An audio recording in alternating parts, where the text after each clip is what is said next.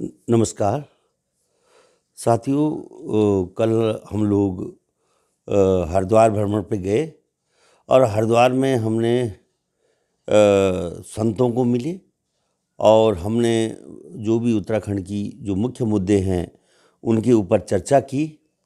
और जब संतों को बहुत ही हम अचंभित हो गए जब संतों ने कहा कि पहली बार कोई ऐसे लोग, सामाजिक लोग हमें ऐसे मिले हैं जो उत्तराखंड की और पहाड़ की चिंताओं को लेकर और मुद्दों को लेकर हमारे पास आए हैं।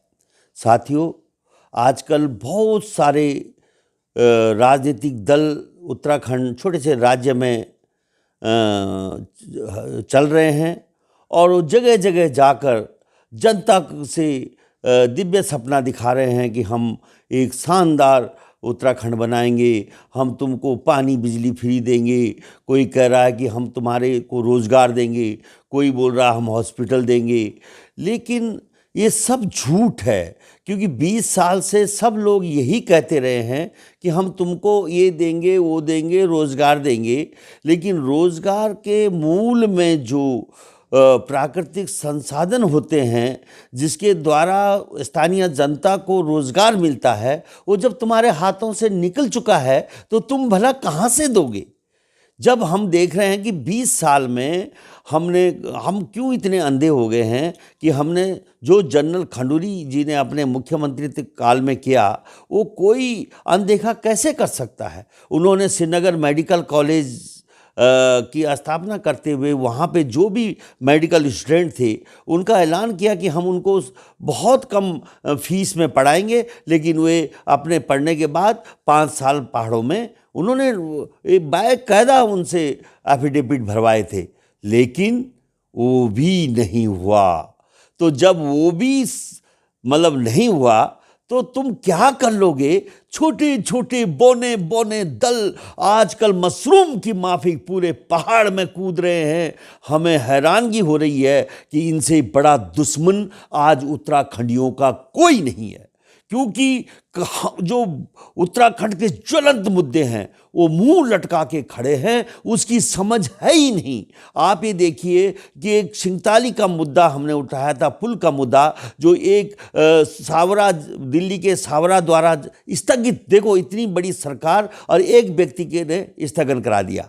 तो हम उस सवाल का जवाब की ढूंढ में हम कल हरिद्वार गए कि भाई आखिर ये व्यक्ति कौन है, क्योंकि संत उसमें बहुत बड़ी संख्या में वहाँ उसके उद्घाटन समारोह में आए थे। 1 साल हो गया है, लेकिन हमें ये पता नहीं लगा कि आखिर उतना बड़ा ताकतवर वो कैसे हुआ।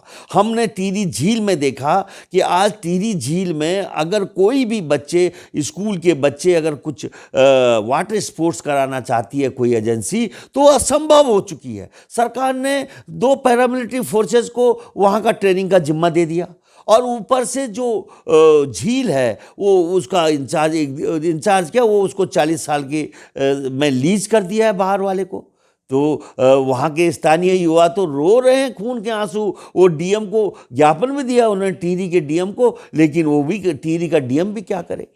तो तब हमने देखा कि यहाँ पे शासन तो गूंगा बहरा हो चुका है और प्रशासन जो है वो मजबूर हो चुका है। तो हमने अब संतों की शरण लेना शुरू किया है कि हम किस तरह से पहाड़ के ज्वलंत मुद्दों को संतों के माध्यम से हल कर पाएं। इसके लिए हमने कल हरिद्वार में गए और हमारी जो परिकल्पना है कि उत्तराखंड को विश्व की आध्यात्मिक राजधानी बनाना, उसमें भी एक जो हरिद्वार है वो पहला अध्याय है, क्योंकि विश्व क्या, देश क्या, वो सबसे बड़ा केंद्र उत्तराखंड राज्य का धार्मिक केंद्र है, जिसमें सारे हिंदुस्तान से लेकर और पूरे विश्व का आस्था उसमें टिकी हुई है। और ऊपर से कुंभ वहाँ आया है।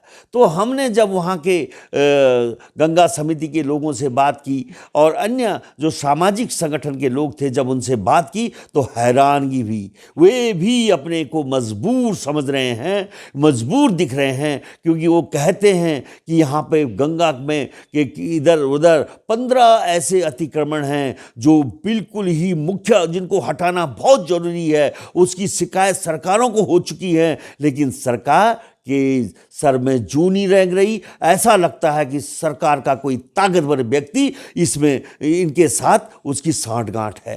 फिर दूसरी ओर जब वहाँ के हरिद्वार के मंदिर और मठ जब वहाँ पे जब देखा जा रहा है कि वो सेल पे लगे हुए हैं, उनको ठेकेदारी प्रथा पे दिया जा रहा है। हम तो सोच रहे थे अभी तक कि आज हिमाचल अगर हम देखते हैं तो हिमाचल का धार्मिक पर्यटन जनता को बहुत ज़्यादा फायदा पहुंचाता है।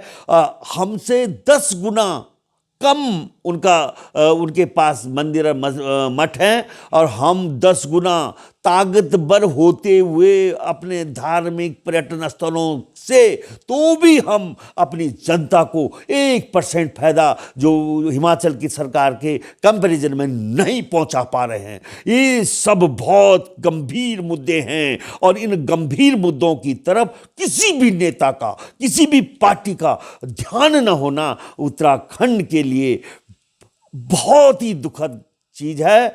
नेताओं की तो भरमार ऐसे हो गई है कि पहाड़ के हर पत्थर पे नेता बैठा है, लेकिन पहाड़ के आंसू पोंछने वाला आज दूर दूर तक मौजूद नहीं है। इन्हीं शब्दों के साथ जय भारत, जय उत्तराखंड।